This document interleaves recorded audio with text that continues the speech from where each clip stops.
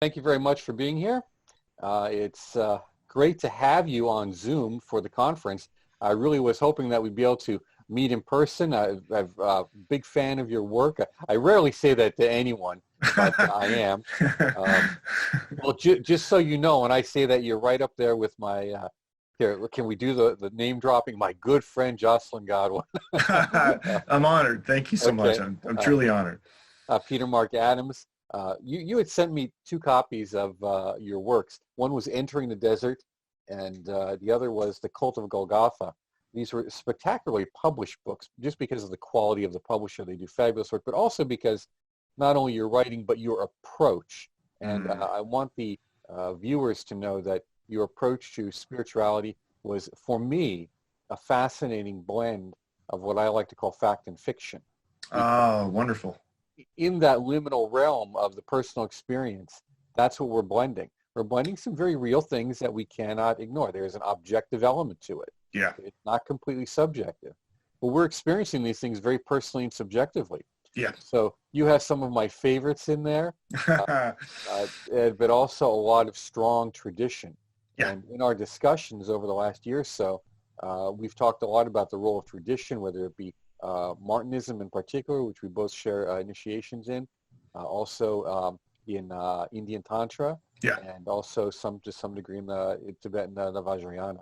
Absolutely. What is the role of tradition in helping us move forward? When does tradition become an obstacle? Yeah. In some ways, and then how do we not mangle that as we extricate ourselves from it? In my work on egregores, I often talk about the importance of the egregore for moving us forward, but then at some point it becomes a limiting factor to us individually. Yes. So that's the setup for our conversation today, and how that rolls into our current situation with COVID and all of that's happening. Moving forward into the future, we hear a lot about sustainability, right. But what about sustainable spirituality? So thank you very much, and go ahead. Oh, it's an honor to be here, and thank you for your kind words. That question about, how do we ground ourselves in tradition, and then how do we exist within that traditional space without losing our precious individuality, and then how do we move into the future, to me, in many ways, is the focus of my entire body of work. That's been something that's been so important to me since I was a child even, and I think this is deeply inspired by my training in traditional Chinese medicine, Kung Fu, and Ayurveda. In particular, because each of those traditions requires the student or the sadhaka to immerse themselves in decades-long traditional study. However, within that, it's an alchemical realm where, while you're immersed in the traditional study, you're also using the traditional tools to forge your own unique individuality. And then as a result of that, hopefully someone can get some glimpses of a unique doorway or a unique way to evolve the tradition while keeping it grounded in its traditional tools, and then move into the future. And that's kind of what I wanted to do with my Tantric Physics series, for example. And that's what I definitely wanted to do with the Cult of Golgotha. And then Entering the Desert was also another example of that on multiple different realms. And I think that one of the problems that, in my opinion, that we see today is we see a lot of people eschewing tradition. They don't want tradition, and then they think that without tradition they can just magically create something new and move to the future. And then I see people that are steeped in tradition but are doing nothing to move into the future. And so I think all these ideas are crucial for us to look about how are we going to have a spirituality that we can sustain, but also it consistently inspires us and consistently allows us to be healthy individuals within a world which, in my opinion, is constantly seeking to suppress individuality. And then how can we authentically move into the future and create things which can continue to help other people stay inspired? So hopefully that makes sense. Well, it does, and it touches upon a point. I recently had a conversation with a good friend of mine, David Burnett, who was the Grand Treasurer of the Rosicrucian Order AMORC back around 1990, which was a very tumultuous period for that organization. And I did a lengthy interview with him on lessons learned organizationally, but also on terms of teaching people He was extremely skilled in helping people to develop their abilities. And we have some essays from those conversations that are going to be published shortly. And in our conversation, we touched upon something that we both saw. And of course, we're using the organizations we're familiar with as our reference point, but emphasize that it stretches out to many other things. And you and I have talked about this in reference particularly to Martinism, but also he and I were joking about it in terms of esoteric fundamentalism, in which members of different groups become very fundamentalist in their approach. They quote scripture, so to speak. They're always using the right buzzwords. They're very defensive about defending the organization of the movement. And what we've noticed, and as I said, something about evil, the exception to this would be the planet Saturn. But, evil and dictators, which are the same thing, have no sense of humor. Yes. And when we see a lot of fundamentalists, they don't have a sense of humor about what they're engaged with or their beliefs. And we've often joked about things that both go right and don't always go so right in our processes, but we realize it is a process, not an end in of itself. So you're touching upon a point that is, I think, very critical as we move into the age of Aquarius, because Aquarius is about fixed mental ideas. So it's really much about fundamentalism. Yeah. I can see that. And I think that's one of the reasons why when I was younger, and the idea of the Steiner, the Ahrimanic influence, was such a big facet of the Golgotha work, and how that can really create this very frightening fundamentalism on all levels. So I think we have to discuss that. We have to see that where that's happening, and see where these kind of structures of control are limiting the expansion of human consciousness. I think with that, maybe you could address 2 points. One is, it's often said that in Tantra, particularly the Agora, the goal is to overcome essentially fear, as well as self-loathing, which is an aspect of fear. And the other one is disgust, which is, again, is an aversion. So we see in the writings, Meditations on the Tarot, that we are to overcome, sleep. We're to overcome death, and we're to overcome forgetfulness, because these are all aspects of the same thing. Yes. Maybe you could pick up on that and give some practical suggestions based on your works for students. Absolutely. Yeah, and that is very accurate about the agoric perception. The concept of the agoric path is that we want to remove any kind of limitations that are prohibiting us from understanding the soul as a complete radical awareness within the body, the mind, the flesh, that exists on all levels at all times. And that's very challenging for someone who doesn't have any training or perspective to see that, but that's why we bring in the yogic, the tantric practices. And I think the metaphor of sleep is particularly important, and I discussed that quite a bit in Entering the Desert, the concept of the ritual of sleep, the environment of sleep, and how we can view sleep as a type of death. And there's many connections between sleep and death, the quality of our sleep, and how it affects our expansion of consciousness. And we can see that even now at a very practical level from a medical perspective. The prescription of sleep medications is number one or number two constantly, just going back and forth between physical pain. People have significant sleep problems. And that's something that as a practitioner from an Ayurveda or Chinese medicine or functional medicine, I'm always examining. And I think from a spiritual practice, we always have to look at the quality of our sleep. What is the quality of our sleep? What is our ability to have deep, restorative, dreamless sleep? Which of course, at these levels, we can bring in the yogic concept of the 4 levels of consciousness: the waking state, the sleep state, the sushupti, the deep sleep state, and then the turiya, which is, almost far beyond that. And that's something that also too was fundamentally behind the metaphor for entering the desert. The whole concepts of the book of Entering the Desert is learning to be, when are you really awake? When are you really sleeping? And then how can you reach this deeper state where you can see the light of reality, or even the light within darkness on any level of that. And that's why I use that metaphor of the desert, that we can, we have our own interior desert where we have to do our interior esoteric practices, but we also can see the outside world as sometimes a desert, vapid, empty of inspiration, ahrimanic in its limitation of consciousness, but we should still be able to exist within that realm and function, particularly if we call ourselves esoteric practitioners. Then we should be able to use the tools that we've developed through yogic practice, esoteric practice, and allow ourselves to extract light and awareness instead of just eschewing the world or trying to escape the world.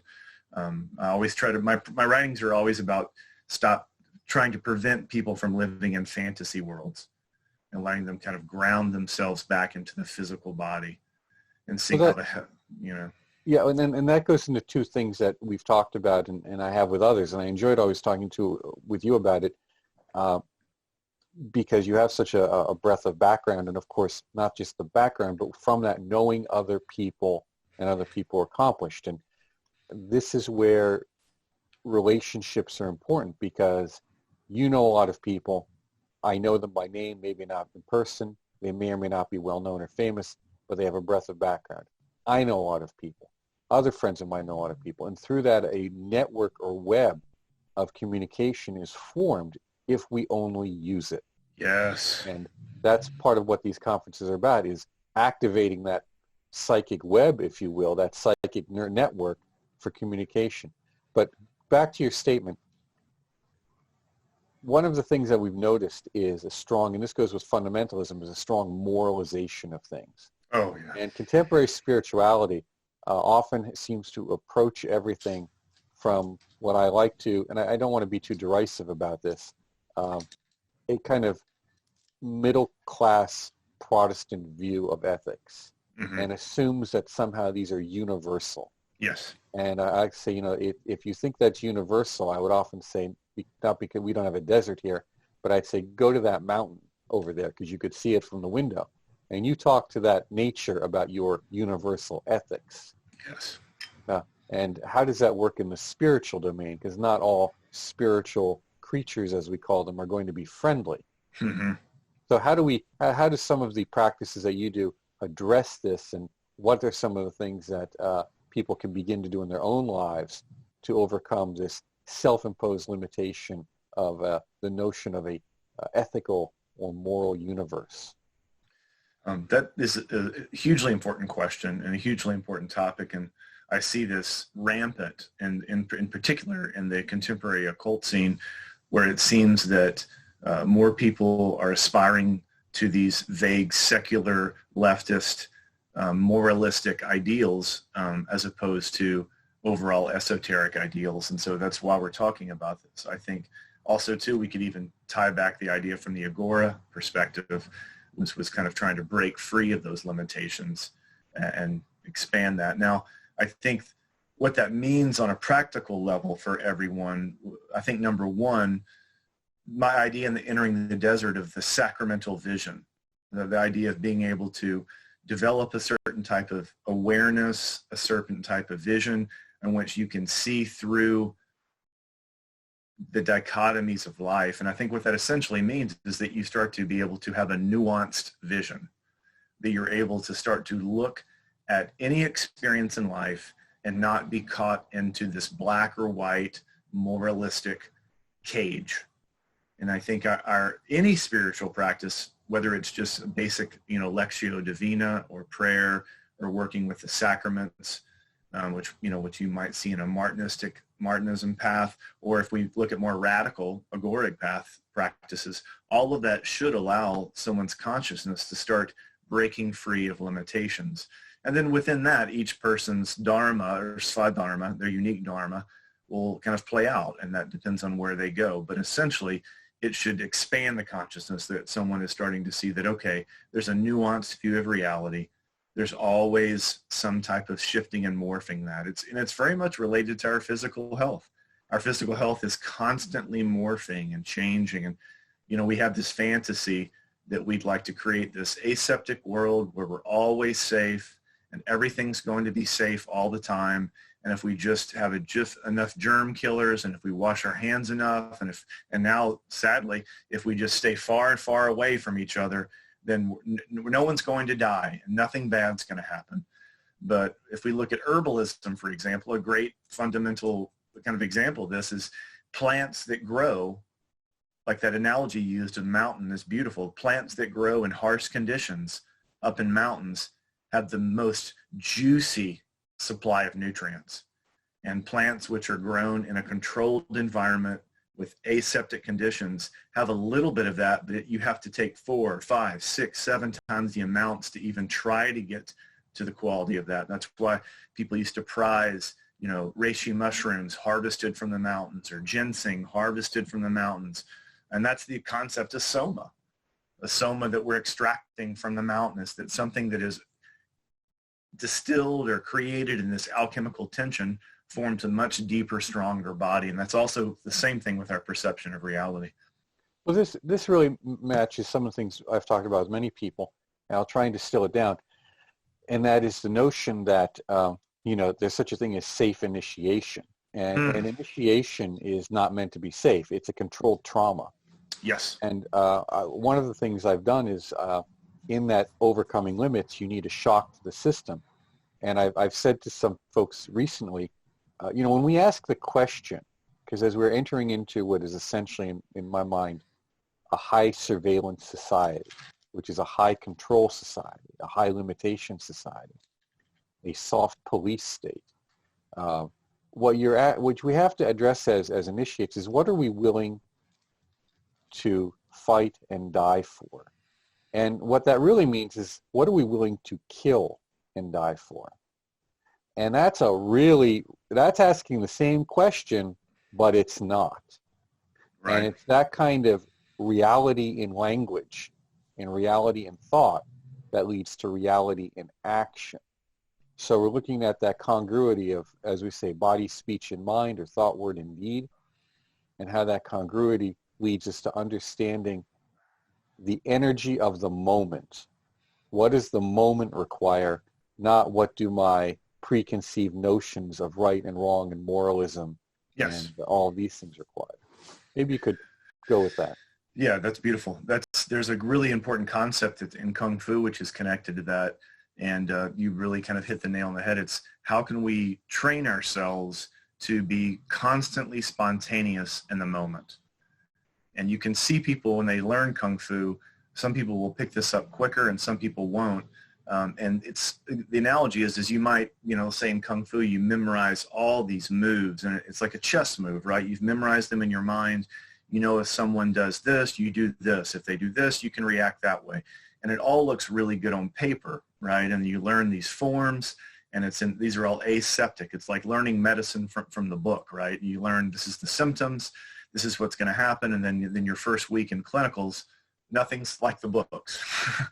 Nothing is happening like the books. The patients don't look exactly like the books, or they have part what the book says and something else, and the patient is arguing with you, and you realize, oh, medicine is this alive thing, and I have to be ready to spontaneously adapt and change at any moment and make difficult decisions. And Kung Fu is the same way. So people who have just memorized the moves, anytime you put them in a fight and something is slightly off, they lose it.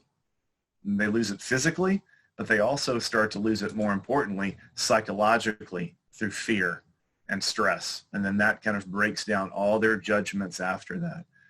So in Kung Fu, we try to develop what we call an unconscious competence. We want to be able to just spontaneously, almost as if our body is reacting before we can even think. And I think there's a lot of connections with that, with esoteric initiations and esoteric practice, that we should be able to start through our practices, through the initiations, to work those seeds and then start to have an unconscious competence that we can spontaneously just react. And it's not just memorized moves, which would be, connected to fundamentalism, like only one way, or this is what I was taught and it's only that. I believe that it was Herbert Gunther that described the Enlightenment as a natural, spontaneous, self-organizing state that pervades all of our activities. Yeah. And of course, many people ignore Gunther because he's so terribly difficult and also is kind of iconoclastic in his own way. But but he was one of the first to actually deal with Buddhism, particularly the Nyingma Buddhism, the first school. And with that, we see that along that pathway of enlightenment, when they talk about the different types of enlightenment, because enlightenment doesn't always have the same action, we say it's very easy to get enlightened in the mind, Yes. because the mind is with us. And then, of course, then we have the right ideas, and then moving that into our energetic structure, meaning our psychic body and our speech, the energy of the Shakti, if you will. Okay, well, that's the next one. That's a little harder. Yeah. And then, okay, moving it into the body, where it's actually somatized, where this actually has a expression. I know the Buddhists hate the word concrete, but some use it well. And I think Yes. it is. It's very concrete. It's very tangible. It's very present. Okay, now once we have it tangible, it's very static. So then how does all of this then suddenly manifest spontaneously and originally, and yet fearlessly, because you have confidence in it? You're not inhibiting it. You're allowing it to move according to the nature of the moment. And it is self-aware. You're self-aware that this is the action to do, whether as an artist, as a writer, as Kung Fu, as a practitioner, that we experience glimpses of that spontaneous awareness at all times. And we trust it often in the small things that we're very familiar with, familiarity being that we're safe with. But then how do we move that out into the areas that we're not familiar with, that are what we think of as unsafe? That's beautiful. Yeah, there's even a really great analogy that we can look at. It's so practical, and I often use this for people to really wrap their minds around connecting it to esoteric practices. Like, for example, if we look at even something as what I would say is basic as coaching, and if I have to train and program some type of exercise thing for an athlete, in particular, we could use an example of, say, like an MMA fighter or someone, and then you see these people that train just extensively, and as soon as they get in the ring, it's just everything breaks down in 6 or 7 minutes. And the people who are watching this are going, I don't understand that. How is that guy getting tired? He just spent 6 months training every day in a gym. And then you have to remind them, it's like, yeah, he was training 6 months in a gym, in a safe environment, with no crowds, with no people screaming. And so he wasn't trained for that particular environment. So his fitness might have been at a high level, but his psychological training, his coaches didn't prepare him to be able to withstand that. And that's the same thing as our esoteric practice. It's like we can have this very seemingly strong practice, but if we're not taking that into the world, taking that into these concrete realms, like you said, then we're never going to be able to see if we're really learning or see if we're really developing, and then see, hopefully, that if we do that, we can start to see how we can start to change. If not, then we just live in these kind of fantasy lands. You touched upon a very important point, and this came up in the conversation I had with David Burnett, is that we talked about a lot of the instructions which we had learned and the practices we did, and we said, wow, this was fantastically organized and really well done at helping us to have experiences. It was really good at that. However, it was not good at preparing us for what we might encounter. If I'm clear on that. Absolutely. So I'm very good at having these kind of personal psychic experiences, these personal subjective experiences, but the world isn't all subjective. Yes. There's an objective element to it. And what happens when I encounter the denzians of the invisible world, as it were? Yeah. No, that's beautiful. And I think that you see with individuals who are, like, as you said, not afraid to engage with that reality, their experience is priceless. And it's very transparent. You can almost always see someone who's had those experiences, and you could quickly see that.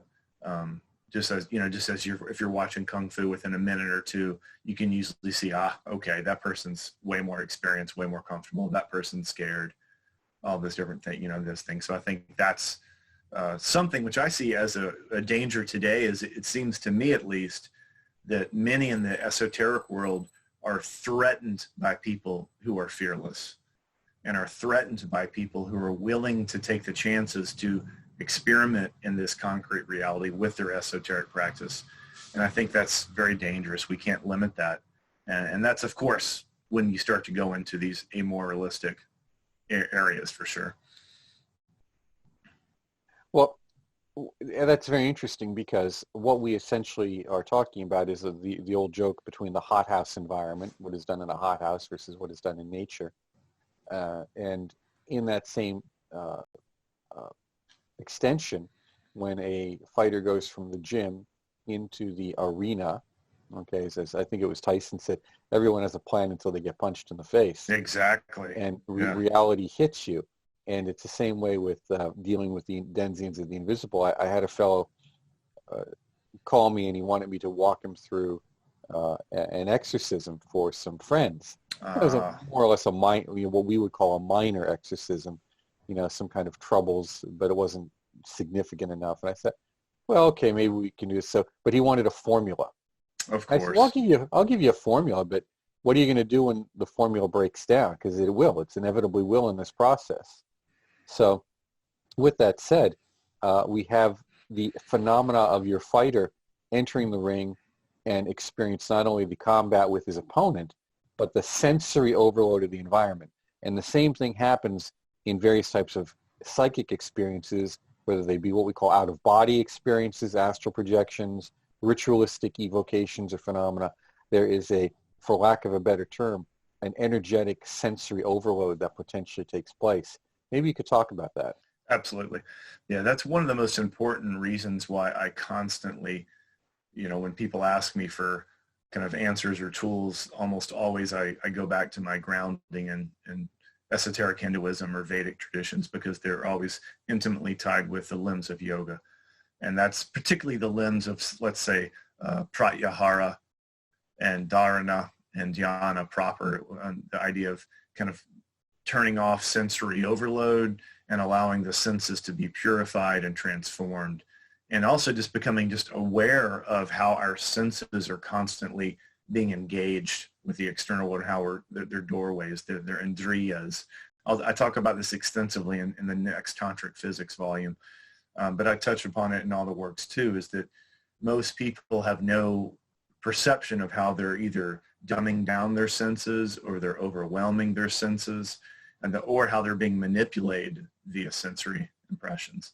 Whether it's through something as obvious as media, or whether it's through artificial sound, artificial light, and things like that. So I think that everyone, in particular, if they're having esoteric practices, needs to see the health of the nervous system as fundamental to the ability to truly alchemically transform themselves and to truly be able to take their esoteric practice and manifest it into this concrete flesh realm. Well, that's an important point, because I believe it was one of the authors on yoga, I'm trying to remember who it was, but they said in many ways, when we think about it, when we talk about spiritual development, what we're talking about is psychic development, is we're talking about a heightening of the awareness of our nervous system, how we process, how we receive and process information. And with that, many people enter into these practices in a semi-isolated state. They try to approach them as almost a discrete unit. And in that respect, when I was talking to David, we were looking at many of the practices we did were very good, but the plus of them is they look to have the student demonstrate concrete applications, whether it be healing or fixing a part of their life. But there wasn't a good sense of how those energies actually moved in and through the body. So several years ago, I was talking to another friend of mine who's the same credentials as yours, and we were talking about the nature of body-centered practices and what the importance is of dealing with the psychic centers as they exist in different systems within the body, and some of the pluses and minuses. This COVID thing, and just to touch upon that, we often deal with the heart center in a lot of practices. There are problems with that because it can lead to a certain amount of imbalance. People don't recognize that in terms of relationships.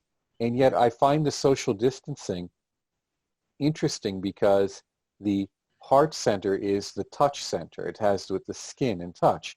Yes. And what we're doing is we're shutting down people's ability to interact and connect with each other.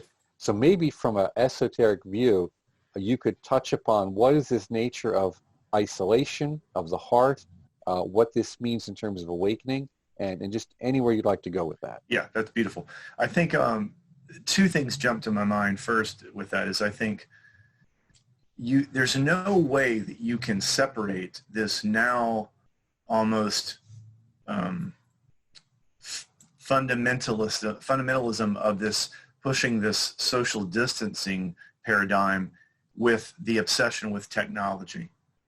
Because what's being sold is that you don't have to worry about any social connection. Matter of fact, social connection is actually dangerous.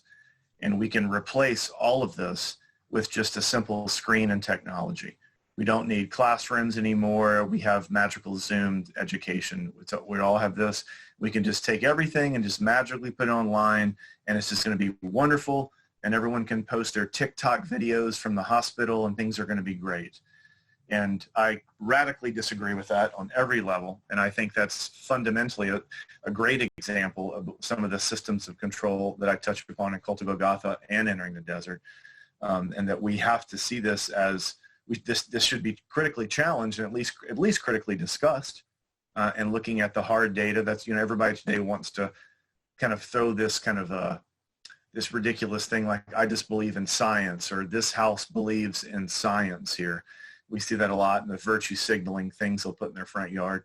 And that's wonderful, because if you look at the hard science, you can see that these, quote, experts have been wrong at almost every point in this issue. They've predicted these apocalyptic scenarios, and it's not playing out. But in people's mind that are manipulated, it is playing out. Many people are just living in an alternate reality of data they heard 6 months ago or 6 weeks ago, and they can't even keep up with the modern kind of current time data. So I think that's this selling of technology as the kind of like the savior for us is wrong, and there's no way that we can expect to have a healthy society if we're expected and not only expected, but forced to keep socially distanced. A good friend of mine, who I won't mention his name, he's a very high-level physical trainer. A couple of days ago, he was doing a Zoom lecture and just went off radically about this and said, anyone who sits there and tells me that the future of personal training is via a camera screen is a joke and absolute farce. That personal training and physical training coaching is a one-to-one experience where we see each other. I have to see you. We have to at times even touch each other, and that's how it is. And if you don't like this, then get into another career. But don't try to tell me that it has to change based on the things like that. So I think the obsession with technology, the pushing of social distance, and then just kind of like then all of a sudden being shocked when we're having huge psychological problems, to me is just a serious issue that should be discussed. You've used a word, and I'll touch upon it. First of all, as I taught mass communications, I taught journalists and future journalists, and I've always said they weren't the best and the brightest. And people get shocked by that, but it is the reality. The best and the brightest do not go into the professions of giving you the information, feeding you information. And the two areas which they needed to know the most about were the two areas they knew the least about, which was religion and science. My wife, as you know, has a PhD in microbiology from Brown University. And she even looks at this data repeatedly, constantly scouring over it, and has tremendous questions about the actual numbers and what this actually means, because she sees the effect of what this is doing to our economy and to our society, and has serious questions about this. I was talking to a fellow the other day, very high-level fellow, just retired from National Security, and I said, I don't know what's worse, to believe that all of this is a conspiracy, or to believe that it's not. Right. But with that, you use a word called aharim, and this comes from your studies of Steiner. And I was maybe just how you could explain how this kind of fits into the perspective which you're giving in terms of human technology, human consciousness, human awareness, because I had a discussion again yesterday as well with a fellow in an interview in which they were pushing this very techno-utopian view. And I said, you understand that that's all dependent on, one, accessing those resources, processing those resources, delivering and sustaining that infrastructure, And all of that can get taken out with, one or two well-placed nuclear weapons. Exactly. So maybe you could touch on that. And what people can do spiritually in their practice to overcome that influence. Absolutely. I think that, there's oftentimes, because I talk about this a lot and I criticize technology a lot, and oftentimes people aren't able to listen to my words with what we just said with a nuanced understanding. Technology can be wonderful. Technology can be a great tool that we can interact with people and do trainings with, but it can't replace the human interaction. It's just a kind of a small little one tool of many tools that we can use. And I think that the more people become disconnected physically from their own bodies, then the more they become obsessed with technology. And, we can see this with people who become obsessed with video games or gaming or being on their iPhones all the time, and they're not getting any kind of physical exercise. We know that's a problem. The same thing comes if you kind of take that metaphor and then you kind of expand it to a societal level, and then you say, okay, well, we have this social distancing, so then we're just going to replace it with these kind of video existences, and that's just a total fantasy land too. And then it's almost like a cancer that just slowly grows, and by the time you see the tumor, there's been a problem for 7 years. That's the thing. I think that's actually probably one of the most fundamental things to think about is our contemporary society thinks that we don't need to do anything until the problem is right in front of our face. And it's like, for example, in Ayurvedic medicine that is called Samprapti, there's like 8 levels of diagnosis, and they want to diagnose at, the level 6 is when the problem shows up. They want to diagnose it hopefully catch it at 5 stages prior to that. And level 6 is like where modern Western medicine starts. And yeah, that can be great, but we hopefully can just, really do some upstream medicine and catch the problems and the warning signs, and learning to read the warning signs way ahead before something happens. So I think that's what we should look for in our esoteric practice, our spiritual practices, is starting to develop an upstream practice where we can start to see warning signs in our lives, warning signs in our practice way before the tower crumbles, to use the tarot card examples, or way before something like that shows up. Well, what you're talking about is, two things. One is the Pearl Harbor phenomena. We only motivate ourselves to do something until an outside force has shocked the system and forced us to. And with that, there's, of course, a certain complacency. And again, going back to my now terribly prideful, I told you so moment, for 15 years I've been talking about and writing about stuff, that this moment would happen, build local infrastructure, build local groups. The future is going to be, very local. Everything is local: religion, politics, economy. That's what it all comes down to. What do you have? Having it on your iPhone or iPad is not the same as having the book. Yes. Having read it is not the same as the experience. But this is constantly ignored by many people. I mean, some heard it, but it really does feel like a voice crying in the wilderness even now, because it's, okay, when do we get back to normal? So there's no getting back to normal. Normal is constantly a changing state. Right. But what you're talking about is having a sense of foresight, the ability to understand. In Kabbalah, they say the first lesson learned is discrimination. Yes. What's discrimination? I said, well, it's the ability to understand karma. If this, then that. If I do this, then this is what's going to happen. If you don't have that as your first lesson, it's going to be impossible to do anything beneficial for yourself. So really what you're asking people to do is get out of the fantasy and have some not only foresight in an intellectual sense, in a rational sense, but even in an intuitive sense. Yes. To be able to perceive down the road what are the possibilities here. Do I understand? Is that correct? Absolutely correct. And that's the why in my writings on tantric physics that everything boils down to Agni, our inner flame, which is Viveka, which is the discrimination.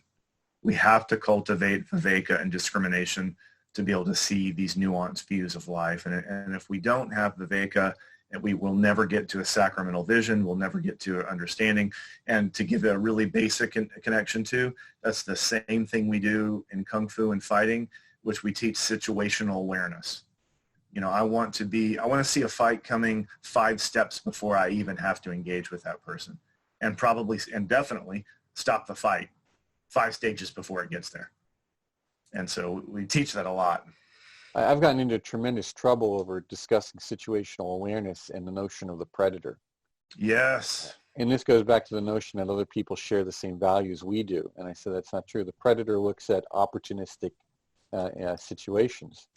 And I remember years ago I was teaching at the university, and one of the security officers was in my class, and she was armed security. And one of the young women, freshman or sophomore, was wearing this shirt, which was very popular at the time, in which they would take a razor to a T-shirt, cut it up, and it showed a lot of skin. It was basically like wearing a well-designed rag. I mean, it was very nicely done, but essentially it doesn't leave much to the imagination. And, of course, she wore these kind of high-heeled shoes and everything. And I just said to her, I said, that's really nice to wear around campus, but I wouldn't wear that about 2 blocks from here. And she said, well, I can wear whatever I want. I said, you can, but let me tell you, that makes you the perfect victim. And she was shocked. And the police officer said, listen, you can wear that around campus, but 2 blocks from here were the calls. And we would routinely get these calls on our phones. I had to shut the notifications off. Oh, sure. And, of course, they were very politically correct calls because, it's basically telling you there's been a crime on the edge of campus. Everybody should lock down. Yes. Yeah, I mean, that was the response. Instead of actually teaching people to deal with violent threats or the potentiality of threat, the idea was run, hide, shelter in place. Someone will come and rescue you. Exactly.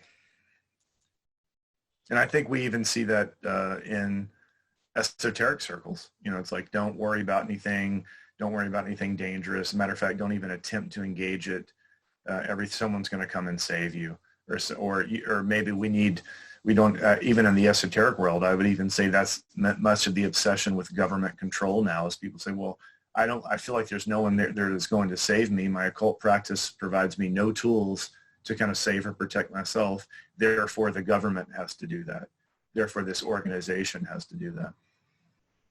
Well, I remember several organizations where they would talk about the egregore, and the egregore was the means of your safety in the psychic world. The egregore would protect you. And I would think, well, that's fine, but the egregore can only protect you to the degree that it can protect itself, and it's a composite entity of various forces.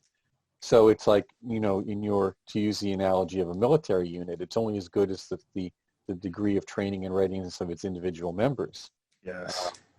So that notion of protection within the egregore was a false one, and it gave false security. In that same framework, people, and it is not just esotericists, although they ignore it, when you look at fundamentalism, the fundamentalist movements, particularly Christianity and Islam in particular, and to some degree the fundamentalist Buddhist movements, but there seem to be less of those, and the Hindu movements, when they no longer have experience, when they no longer have an experiential practice, they move into moralizing. And then they move from moralizing into charity, and then they move from charity into political restraint or political action. Yes. And the neo-pagan movement kind of skipped all that and went from lack of practice, or the esoteric movement, straight into politics. Yes, yes. We're going to force everyone to have this safe state, this safe mommy state, while talking about personal growth. And one responsibility I don't think is there, but maybe you could touch on that. Yeah, no, I think you're absolutely right. And as we see people lose any kind of real practice, they lose the nuance of how everything's constantly adapting, how the environment can be completely unpredictable. And then, like you said, they move into this kind of like obsessive, almost type of Christian viewpoint, regardless of help everyone, regardless of what they claim they believe. And then eventually when they see that's not working, then they just go to these like enforced political views. And we can see that happening in almost every level of the esoteric world. Many people I know who claim to be esoteric practitioners are just basically secular humanists that I've seen. They don't really, and that was one of the reasons why I wrote Cult of Golgotha. It was a radical kind of like voice against limiting secular humanism in the occult realm. That's an interesting way of putting it. I didn't think of it in those terms, but I deeply enjoyed the book. maybe you could give us some insight into, pick any book you like, whether it's Entering the Desert, Cult of Golgotha, or the Tantric Physics that's coming out, which is a combined volume, by the way, volumes 1 and 2. Right. Yeah, I think that was something that I started to see in the esoteric world, more and more people that really didn't believe in anything. They had the books, they would collect the books, and then they would have them on the shelf. But then when I would try to engage them with the books, they were like, oh, they couldn't engage it because they obviously hadn't even read it. Or if they maybe had have read it, didn't actually either believe it was real, or like you and I talk about constantly, sought to see where is the real and the not real merging. What is that web, that was going on? And so I actually, after entering the desert, was planning to go straight into Tantra Physics 2. I was writing Tantra Physics 2 when the idea for entering the desert came to me, and that kind of allowed that to kind of kind of invade in my consciousness and be created. But then as I saw more and more of these people in the esoteric realm like that, I started to see, like, I call it Gnostic nostalgia. I look back through my life and I see these beautiful threads that have run through all of my life. And I see a beautiful trajectory. And if I can go back, almost a type of time traveling, I can still extract inspiration from all those realms and feed it into my modern practice in very creative ways. And I started to wonder, are people not able to do this because they have no trajectory? Are they not, or maybe are they just not having any experiences? Are they not actually doing anything? Which is a troubling question. So for me, I wanted to take Cult of Golgotha and just show, like, my entire life of all these varied streams, how they were feeding together, creating these very strange worlds, and what came out of that. That notion of nostalgia is a powerful one, particularly because of what we go through cyclically and the various cycles of we'll call public spirituality within the 20th century that have moved us to this moment. And then, of course, individually we have them as well, and how they interact. And we see things come and go and return, if you will, to some degree. But the greatest question is, it appears that the obsession of much Western esotericism with memorization of forms and symbols and ideas, the insanity of Gematria and Notarikon, wraps people up into very tight and neatly tight psychological domains. So it's the very opposite of breaking through into the reality that we're after. So it appears that the tantric approach, for lack of a better term, is one of, well, I always say that within esotericism we do a kind of controlled psychosis. Mm-hmm. We do these intense visualizations that take us out of our current state of reality, and it's controlled. People who do it too much may not learn how to control that, and they enter into a kind of neurotic realm, where everything is the energies or something like that. And then they can enter into a full-blown psychosis if they're not careful. We have seen aspects of that. But what we're doing in the tantric realm is not only entering into this controlled psychosis, but a controlled psychosis with the intention of engaging horrific and terrifying forces. Absolutely. Because it is in that we overcome ourselves and grow, and not just, in a sense, conquer these forces, but somehow recognize them as a relationship, internalize them, and grow with and through them. Maybe you could touch upon those dramatically horrific and terrifying aspects that many people think of.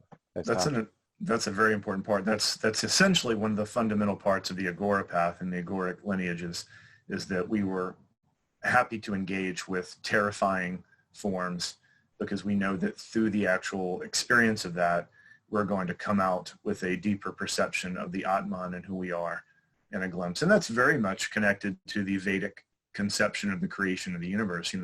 The Asuras and the Devas were jointly pulling on the Naga to allow the universe to create. So that's fundamentally the root of all my work. We could take that painting from the Vedas, and that's going to be fundamentally the root of all of my work in tantric physics, all of my work in entering the desert.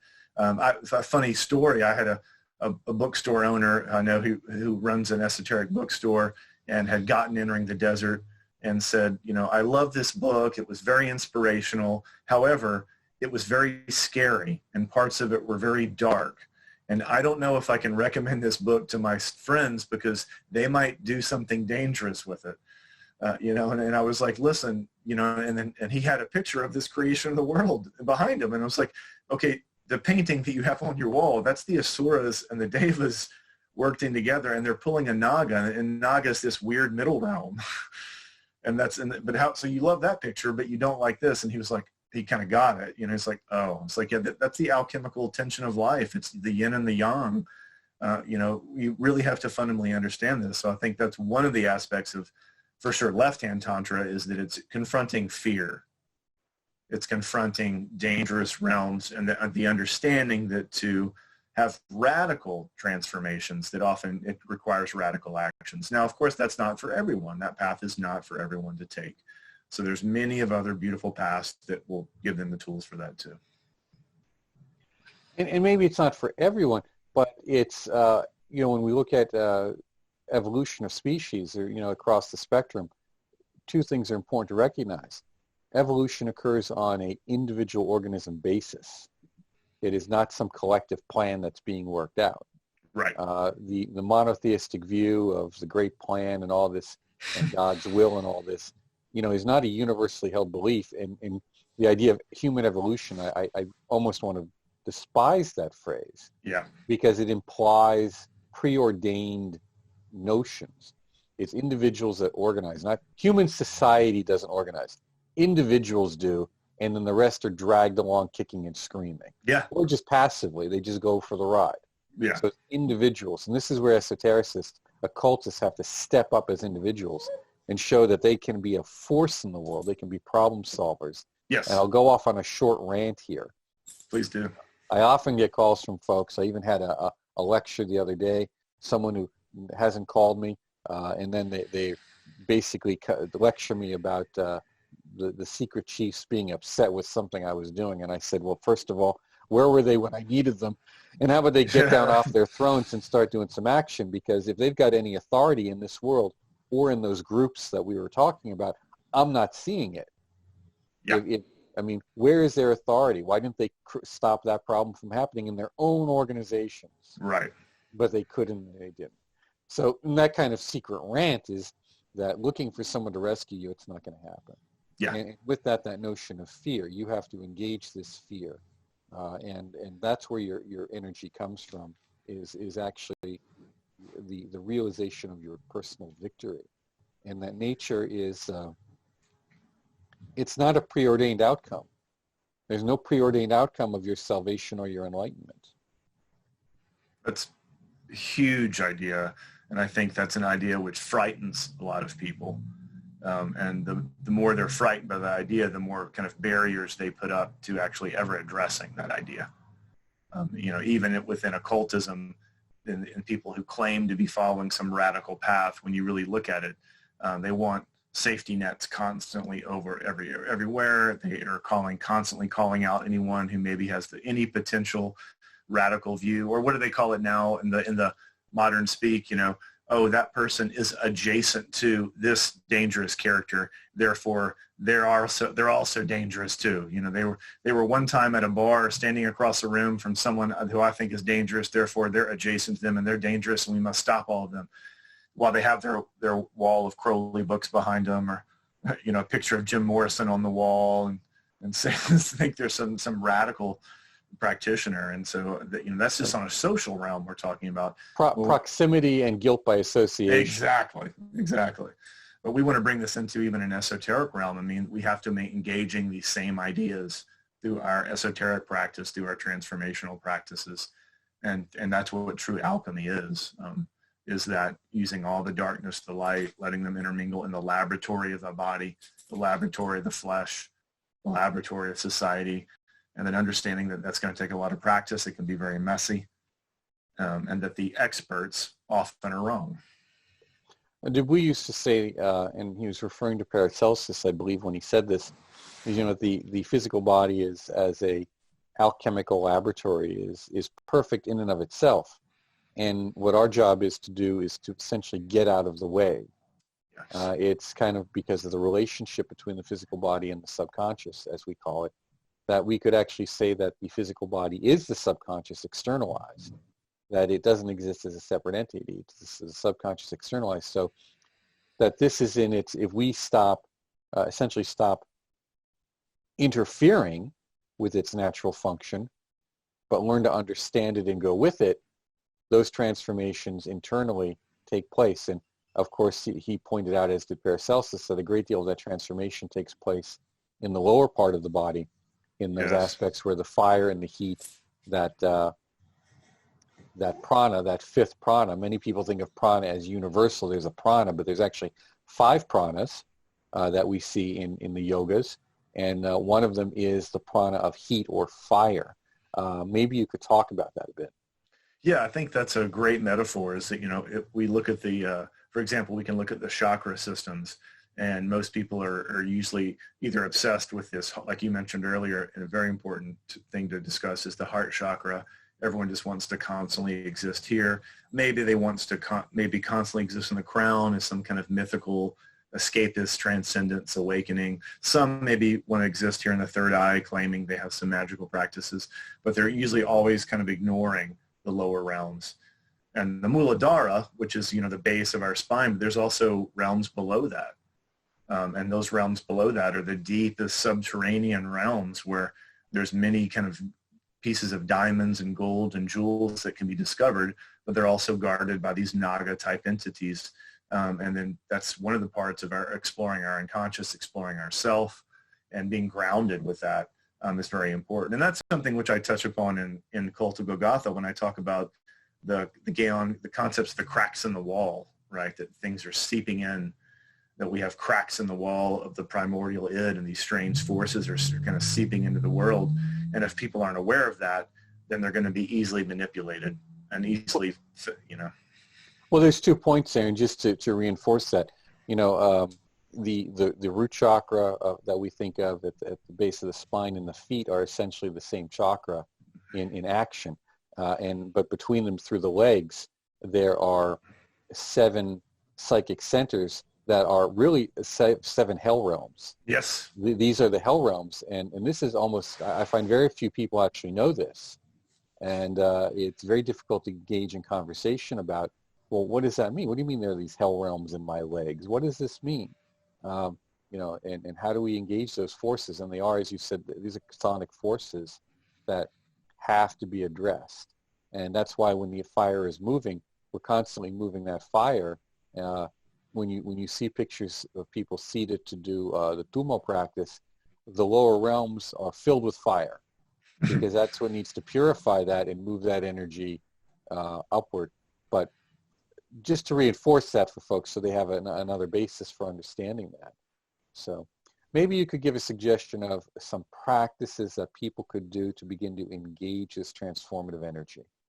Yeah, I think that on the most fundamental levels, people need to truly reconnect with the primordial concept of the fire, the flame, and its symbolism as existing deep within the soul, deep within the body, deep within the flesh.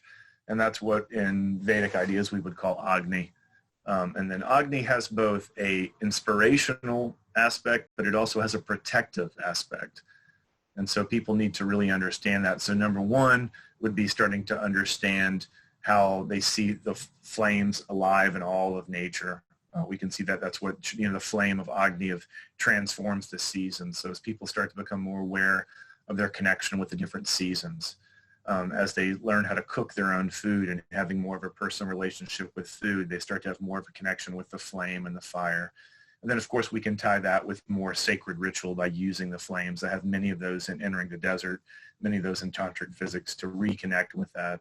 And then I think on another fundamental level, people need to reconnect with their physical connection to nature, being out in nature, being out in the world, understanding all the different types of Agni that exist in the flower realm, and the tree realm, and the waters that exist. There's even an Agni in the water. And so we have to connect with all that. And I think that's kind of ties back to people like separating themselves from the world and just being obsessed with technology. I think people need to kind of step back a bit, reconnect with the physical realm and see where they can find a flame of inspiration and both how they eat, how they live, how they move, their relationship to their body. And that's all ties back into what we talked to about viveka, or discrimination. Well, fire is the beginning of technology. Fire is the transformative element where we, take that stick, dry it out, harden it, sharpen it, turn it into something pointy to stick someone or something with, or a tool. That fire is the beginning of the practices, the close relationship between shamanic practices, metallurgy, and alchemy. And that we're often said to that the fire, the Duma, the fire inside, the fierce woman, as it's called, Duma's fierce woman, that fierce energetic energy is our best friend, and we're constantly to focus our attention on that pilot light, as I call it, below the navel. It's above that pilot light, below the navel, at the junction of the channels. Constantly keep that flaming upward to keep that energy bright and strong, and that everything we enter into our body, in terms of food, in terms of drink, is an offering to that our own inner fire, our own inner Agni, because we're feeding it. Absolutely, and that's even in Chinese medicine, the Ming Men, and in Kung Fu, the Dan Tien area. That's the inner pilot light. That's this inner flame that exists. Where they would call it in the kidney meridian. But what that meant was in this lower realms, that was the fundamental root of our health. That if we lose that pilot light, we were going to lose all this vitality. And so that's something that root connection to who we are, our root connection to nature, and our root concept that everything we take in is a sacred offering to this inner flame. Everything we visualize and bring in, everything we listen to and bring in, everything we eat, as it has the option of becoming a sacred ritual. And just to let the viewers know, when we say that sense of the pilot light, it's very real. It's very tangible. Yes. I've had folks who are very ill, and they've come to me, and we gave them some very simple practices. Some of them were mentioned in Child of the Sun. Yes. And I've talked them through it. And I said, you just have to get that pilot light going. Just get that going again, and everything will take care of itself. You don't have to worry about cleaning your centers out. It's true. Just get that fire going, and it will naturally move up and move. But feed that and let it grow. And they would come back to me a week or so later, and these were serious illnesses. This were life-threatening. And they'd say, you know what? Since I've done that, I've paid more attention to that fire, and I can tell when I'm about to get sick, and I can interrupt it. Yes. Well, I can feel it now, and I can stop it and get better, or I can know it's time to rest. Yes. So it is quite literally the root that connects and ties those channels, everything, our bodies, our three kayas. Yes. All this stuff together. Because even that's such a beautiful point, and you do have some wonderful examples of that in Child of the Sun, and that's why we can even refer to, the medicine from Indian called Ayurveda. It's essentially a fire medicine. It's essentially a medicine of reawakening fire in the stomach, in the flesh, in the mind, in the blood, in the circulation, all over.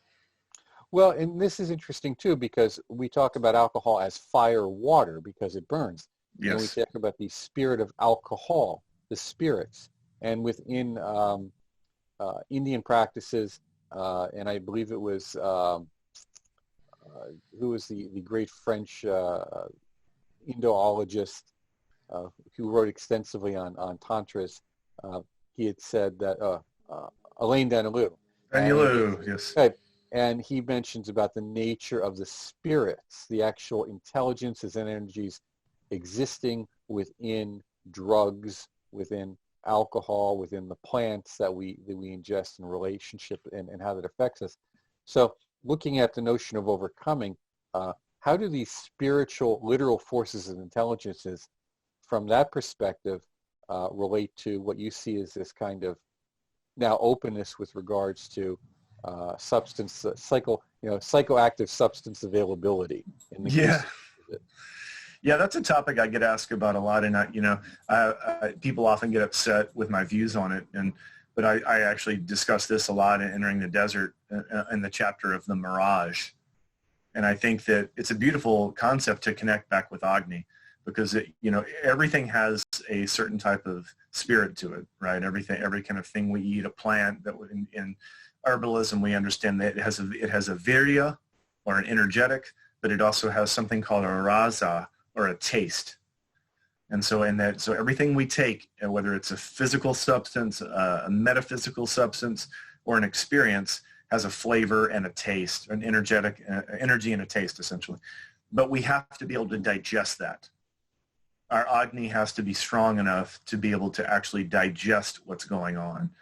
And most people have a lot of digestion issues. For example, today I begin to teach a 4-part series on digestion, and it's because so many people have trouble with digestion.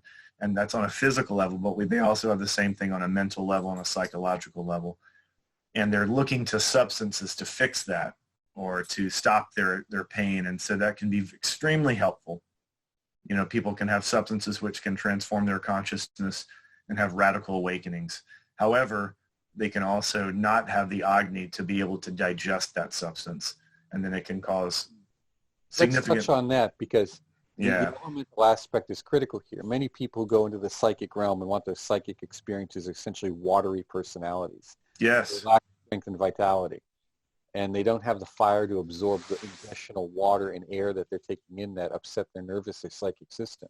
So they have the great experience, but they don't have the strength to digest it. Now, when we're talking about digestion, we're talking about the forces of Jupiter. Right. Jupiter rules the stomach.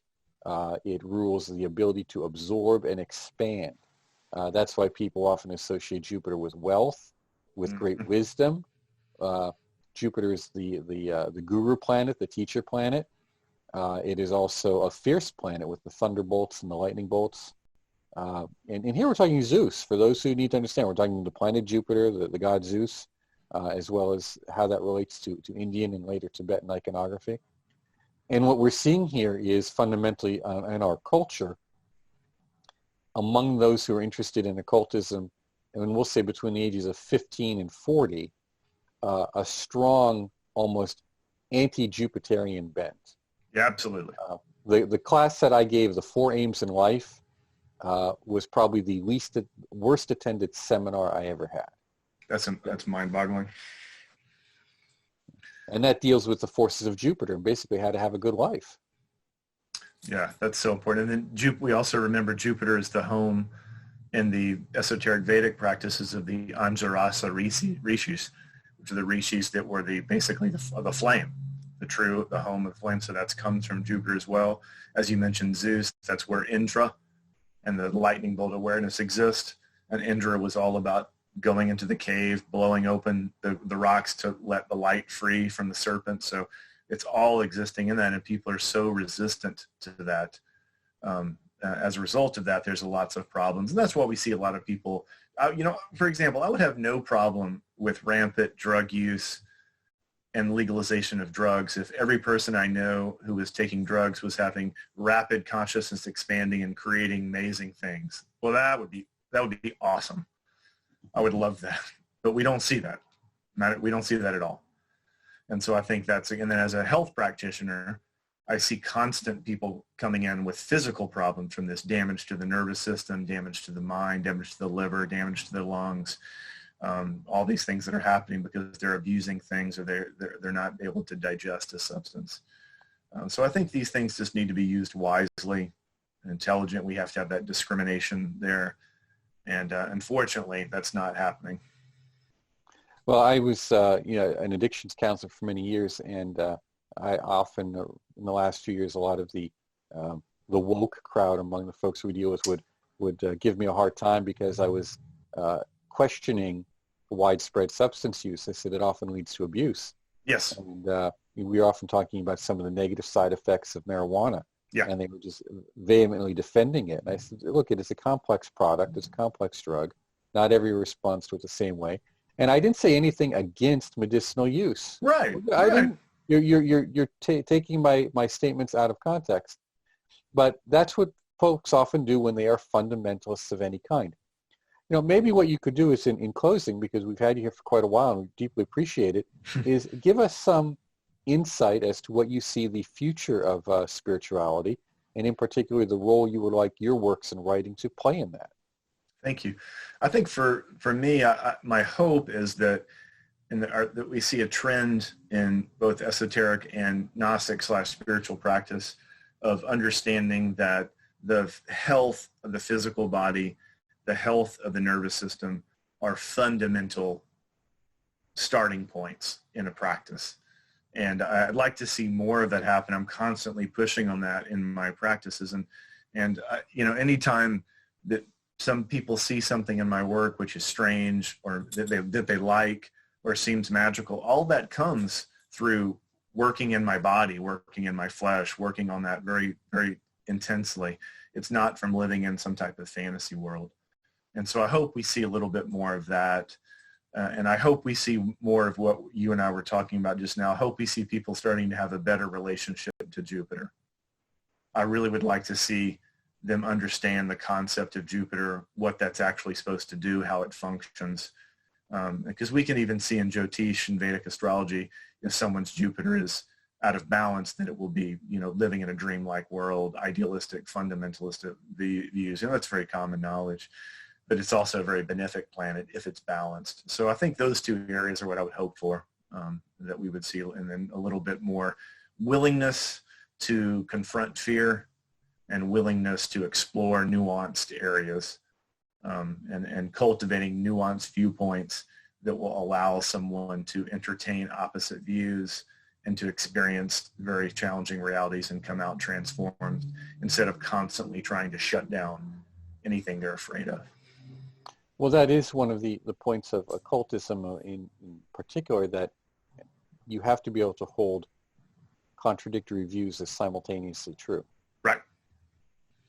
In your statement about Jupiter, I believe, I'd have to check, but I believe at the end of this year, there's going to be a particular conjunction of Jupiter and Saturn. Yes. And Saturn is essentially what is ruling our age. I mean, we just got mugged by Saturn. Yeah. The humorless god has taken us by the scruff of the neck, put our nose into our Muladhara chakra to show us where we stink, and is saying this is reality, and you need to get good with reality.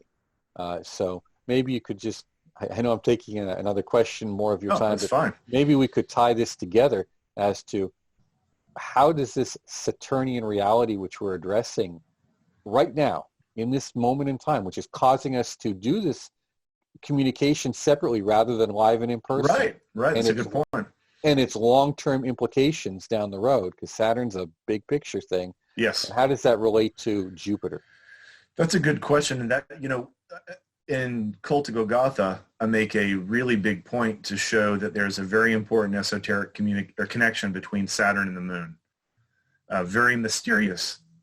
In the chapter called, where we talk about food for the moon and how we can exist. And so I think that that's obviously a connection between Saturn and the mind, Saturn and the emotions, Saturn in the realm of awareness, and that's tied into the chapter of the mirage from entering the desert. Cult of Golgotha and entering the desert are constantly morphing back and forth for each other. I hope people can see that. But I think if people don't understand that esoteric connection between their relationship to Saturn on a psychological and an emotional level, they're never going to be able to have a healthy relationship to Jupiter.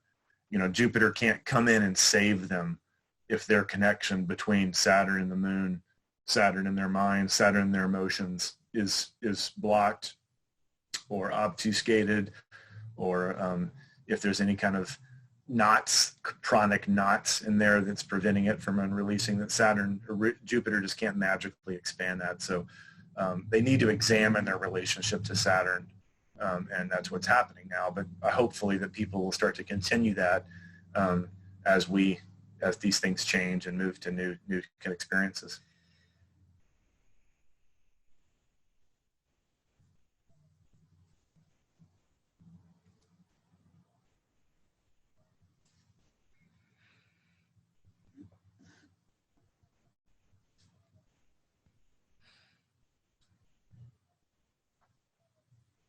Lost you for a second there.